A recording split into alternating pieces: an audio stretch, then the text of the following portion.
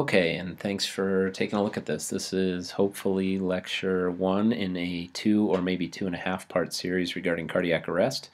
This is the why we do what we do and why it's important to be the best we can at what we do.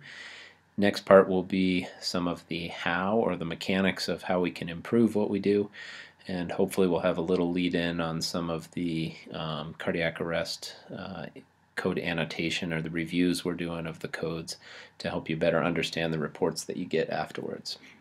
So without any further ado, first I have to give a lot of thanks to most of the people that these slides are stolen from. Thanks to those in King County who've done the research on cardiac arrest to come up with these ideas, and as well thanks to them for sharing all their slides and ideas, being very generous with what they've created. So first, why this topic? Well, this is something that anybody with 2 hands can do. This isn't something that requires paramedic level, physician level, nurse level experience.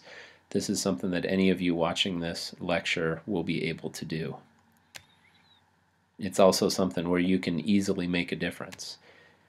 This gentleman is somebody who lives here in the Bozeman area, Gordon Lehman. He's actually an ex-ski patroller from down at Big Sky, and his cardiac arrest back in 2009 sparked a lot of interest in bettering our approach to cardiac arrest. And if you chat with one person like him who has survived cardiac arrest, you see what a difference you can make.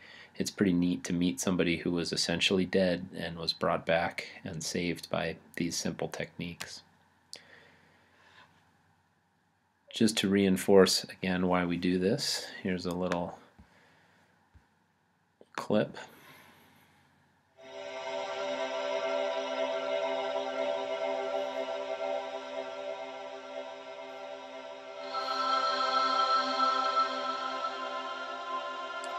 I'm glad I don't work in an office with a surveillance camera, but thanks for us, this gentleman did.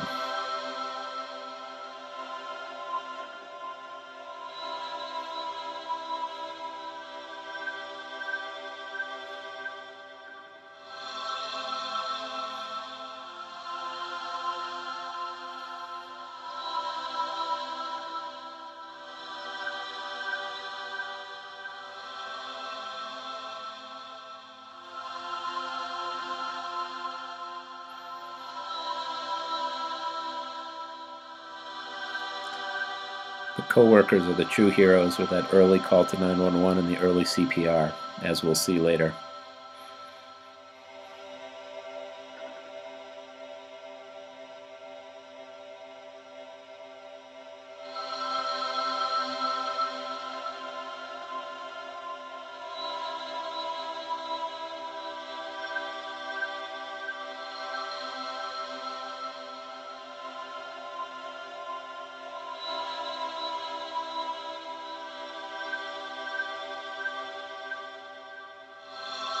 Vasopressin works similar to epinephrine for those who are unfamiliar with it.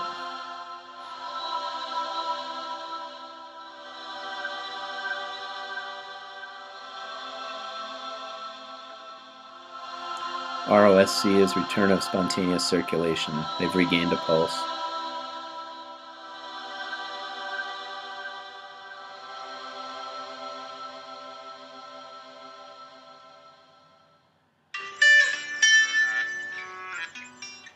My life has been fairly uneventful. I've been able to return to all of my previous activities and occupation, and I've had no residual effect from it, essentially.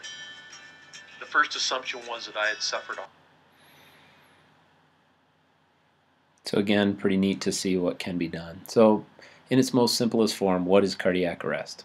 Cardiac arrest is when the heart stops. So one way to look at this is divided it up into 2 different types of arrests: your pink patients and your blue patients. Pink patients are ones like that gentleman in the video, or Gordon from the prior slide, who are doing whatever they're doing and suddenly have an electrical problem with their heart and drop to the ground. These are the most likely to be resuscitated, and these are what we term sudden primary electrical events. These are patients that suddenly go into ventricular fibrillation or suddenly go into ventricular tachycardia. This can be contrasted to the blue patients, and these are patients that are usually, to begin with, sicker. These are the COPD patient who has a severe respiratory distress episode that leads into respiratory arrest and then causes cardiac arrest. By the time this patient gets to the point of cardiac arrest, their body is already severely compromised and they're quite hypoxic, thus the blue part, whereas the first patient, the pink patient, still has plenty of oxygen flowing. It's just that all of a sudden an electrical problem stops their heart from pumping that blood forward. The blue patients would also be those that have a different type of hypoxic event, a child with a choking spell who becomes hypoxic and then goes into cardiac arrest, a drowning or a avalanche victim. Those would all be your blue patients by the time they reach cardiac arrest. This talk is going to focus primarily on the pink patients, the ones who all of a sudden the pump gives out, but there's still plenty of oxygenated blood in the system. The blue patients still need your airway, breathing, and respiratory support along with the cardiac support we're going to talk about. So what's the goal of treatment when we're facing cardiac arrest? Well, first we want to get the patient here, right? Well, that's great and all, but that's not really what we're looking for. We're looking to get them back out here, back out doing whatever they're doing, like that gentleman in the video saying, I was essentially able to return to work with no residual defects. Or like Gordon, who I talked to a couple of weeks ago and had just had a very successful hunting season. We want patients with what we call neurologically intact survival. We want their brain to be as good as anything else in their body and as good as it was before the arrest when they leave the hospital. It's great if we get them to the emergency department, but it's really no use if we get them there and they're a vegetable or they end up dying the next day. So what do we have to do to accomplish that? Well, we've got to keep perfusing tissues. Perfusing is keeping blood flow going to the organs. And in order to do that, we have to do CPR. CPR is what keeps the blood flowing to the brain and keeps the brain from dying while we're doing everything else to try to restore the heart function. So two separate goals. One is keep all the other tissues alive, and two is reverse the primary event and get the heart restarted again. So what do we do in order to accomplish this? Well, we've got a lot of tools. We all know CPR. We know defibrillation. We've learned rescue breaths. We spend a whole lot of time practicing advanced airways. We have fun tools for IV and IO access. We've got IV fluids. We spend a lot of time memorizing all these drugs and their indications. We now have fancy hypothermic treatments in the hospital, which sound like science fiction. We've got these fancy CPR devices. We've got really cool vehicles and get to play with lights and sirens. But when you look at all of this, which of these really works? For all of these that we spend all our time studying and learning and practicing, which ones of these is there really good evidence that shows that it helps patients walk out of the hospital alive and neurologically intact? I'm not interested in the ones that just get the patient to the ICU. I want to know which ones get these patients back out to their jobs, their families, and their loved ones in the condition they were before. Any thoughts? Well, most people know CPR, defibrillation, and now hypothermia are the only ones. The other ones, the evidence isn't there yet. But CPR and defibrillation, they clearly make a difference, and any one of you listening to this know how to do those. Hypothermia, that can be left to the folks in the hospital once you've got the pulse back. The urgent ones are the CPR and the defibrillation. So when we're looking at CPR and cardiac arrest survival, how do we do? Well, in Bozeman, we're not really sure. We're working on figuring that out, though. More information to come. So one place we can look is TV. Any Lost fans out there? Jack had a pretty good survival rate for CPR during the series. I think he was darn near 100%. So for a little more evidence, we can look to the New England Journal of Medicine, one of the premier medical journals out there. This is a study from 1996 looking at survival after CPR at Chicago Hope ER and Rescue 911. Look at these numbers. Chicago Hope, 64% survival, ER 68, Rescue 911, 100%. Strong work, guys. Overall, 77% survival.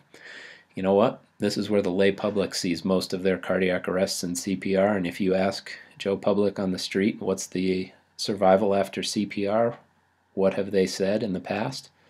About 70% when you poll the public. Well, that's pretty good, but what's real life like? Well, unfortunately, it's probably more Homer Simpson than Jack from Lost. In the past, published CPR results were pretty dismal. Any fans of Detroit out there? Anyone from Detroit? Well, they've got published data of 0%. Again, these are from a little while ago. Chicago, they published 3%. That's an improvement over 0. New York, well, some showing 5. We're getting there. LA, Hollywood, 7%. Then along came Seattle. What did they publish? 52%. Holy cow. Wow, something's going on there, huh? And I don't think it's just the fit population. They're putting something in the water, right? Well, a little of it is numbers manipulation. What they were reporting is survival from witnessed cardiac arrests that were found to be in VFib or VTAC. Those are the ones that were most likely to save. However, when you look across the country and break it down like that, average survival still was 15%. Still, in Seattle published 52. Something they're doing is making a big difference. So, what should we do here in little old Bozeman? We're not going to recreate the science, but I think we might as well go there, steal it, bring back what they're doing, and use it here. So, what have they published, or what have they taught? What have they spread? Well, here's one of their key things, the 10 principles of high performance CPR. Number 1, EMTs own CPR. This is their job when they show up on the scene, and they have to own the quality and the continuous nature of the CPR. Number 2, minimizing interruptions in CPR at all times. Everything needs to be done to minimize interruptions, and I'll show you why in a minute. Number 3, the compressions that you're doing have to be good. You have to have the proper depth. Number 4, you have to have the proper recoil. And number 5, you have to have the proper rate. Otherwise, there's no sense in doing the compressions. Number 6, got to rotate compressors every 2 minutes. We're all in a business where the nature is to buck up, do your best, suffer through, and get the job done. But we get tired, and compression quality takes a significant dip after 2 minutes, and you need to rotate. Number 7, hovering hands over the chest during a shock administration and being ready to compress as soon as the patient is cleared. When you're doing a shock, you don't have to be across the room to avoid getting shocked. You just have to be not touching the patient. So keeping your fingers and hands just a couple inches above the chest, you're ready to go as soon as the shock is given, and the code leader says to begin compressions again. This minimizes pauses. Number 8, again to minimize pauses, intubate or place advanced airways with ongoing CPR. Number 9, same goes for IV or IO access. And number 10, practicing all this and getting teamwork and coordination down, so this is a choreographed type of deal. So now for a little of the evidence. Why is there a rush to get the compressions going? Well, here's a graph looking at percent survival by time to CPR. Down at the bottom is minutes until CPR was performed. Up here is percent survival. I don't know what the little dip is, but the important thing is the overall trend here. Every minute that goes by, decreased survival. Same goes by time to first shock. Same thing here, minutes across the bottom until the first defibrillation, and here's percent survival. For the patients that need shocks, same thing. Time matters. Every minute matters, every second matters. You put those two together, here's time to first shock across the top, time to CPR. Best is when you have the shortest of the two, and then it goes down from there. Buddy of mine's a cardiologist back in Boston, and he did a study looking at all of the cardiac arrests that happened in marathons or half marathons over the last decade. The important sentence is here. Among the 31 cases with complete clinical data, initiation of bystander-administered CPR, which we can affect, and underlying diagnosis other than hypertrophic cardiomyopathy, which we have nothing we can do about, were the strongest predictors of survival. The strongest predictor we can affect? Bystander-administered CPR, or time until CPR was begun. So we know it matters that we get the compressions going. Why does it matter that we do 100 a minute? Well, here's another study. For all these, there's plenty of studies that support these. I'm just picking one or two for each to show the point, but there's a lot of others that mimic these same results. Down here, average chest compression rate, 100, 125. Here, probability of return of circulation. There's a clear sweet spot in the middle here, somewhere between 100 and 125. This makes sense. You compress too slow, you're not moving enough blood.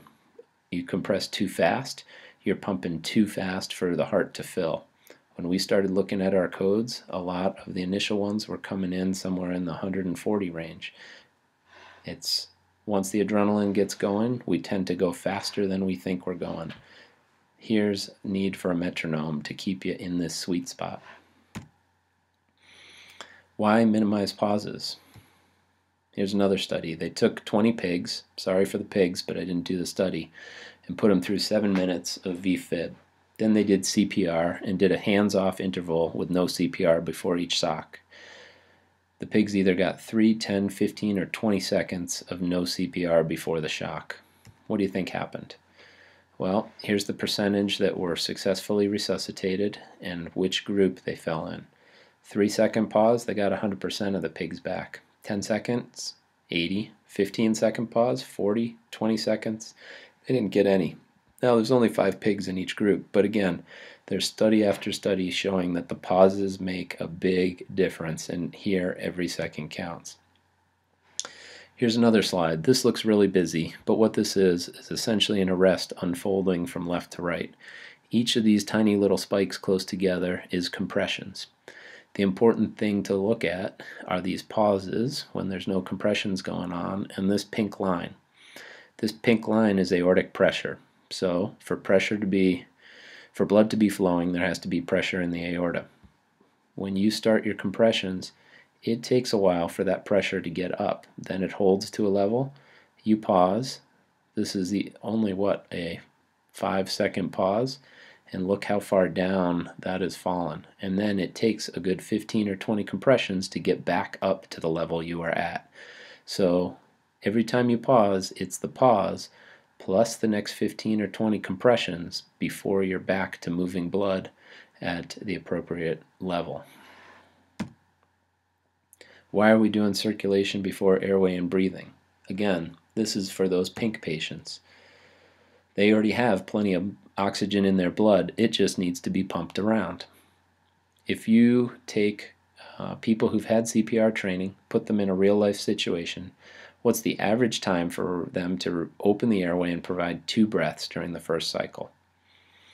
Well, you guessed it, 45 seconds. Anybody here want to sit and have no blood flow to their brain for 45 seconds while they get a couple of breaths to fill their lungs with oxygen? More important to get the blood pumping and then add oxygen after the first cycle or 2. So now we see it's important to minimize interruptions. It's important that the compressions are good. It's important the compressions are the right rate. And the rest of these are based on decreasing pauses, making sure their compressions are the best they can be, and coordinating the whole thing so that we can, again, minimize pauses and keep the compressions as best they can.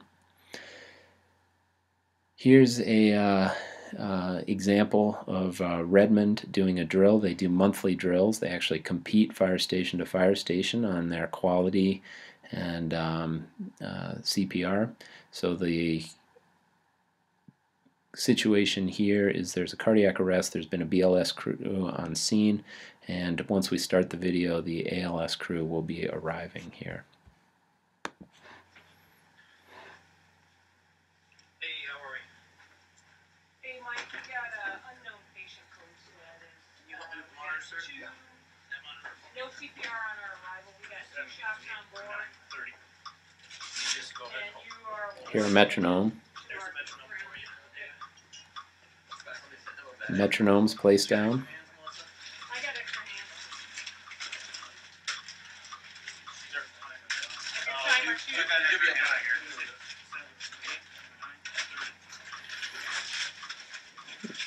here. You heard this lady in the front say that she's going to be the timer.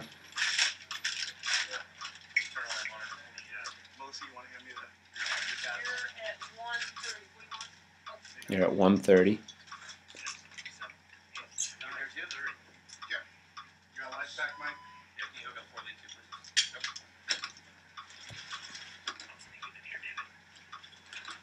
I'll watch when they get to 1:45. They're going to charge the defibrillator.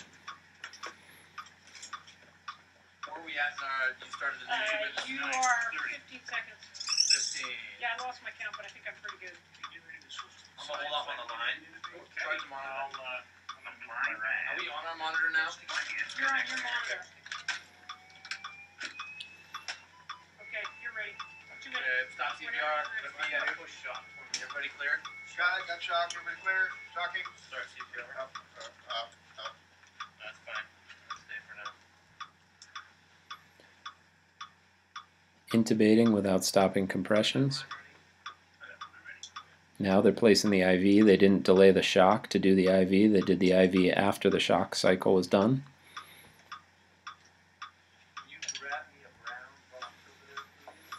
Every now and then you see somebody checking the femorals. This is to monitor the quality of the CPR, see that they're getting a good pulse.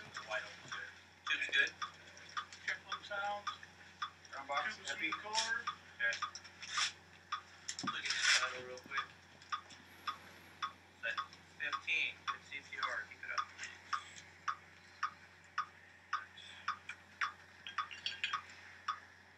Take over from this side first. Yep. 2 minutes. 1 empty on board. 2 minutes. You get the airway control. CPR. Okay. Good. Continuous CPR. You're at 1 minute. Excuse me, sir. Here's the next compressor, In case we got a line. the fellow in the front, 1 minute to go, Melissa. Yep. lining up across from the current compressor. Nice job on the CPR. Dave, you're 1 every 6 seconds, is that right? 1 every 6? Thank you. Double checking the bag valve rate. You can feel good pulse. Good pulse around there. So, did we 1:30. establish anything else about this? Yeah, yeah, he's last. still looking That for your guy's got no paperwork. family. Thanks. Keep looking, please. Time. 1:45. Somebody feel a pulse, please. Gotta call 200 again on the monitor. Watch this defibrillation Gonna take cycle. over CPR, you are? Thank you. And Jane will slide in. 4, 3, 2, 1. 2 minutes. Do we have a pulse?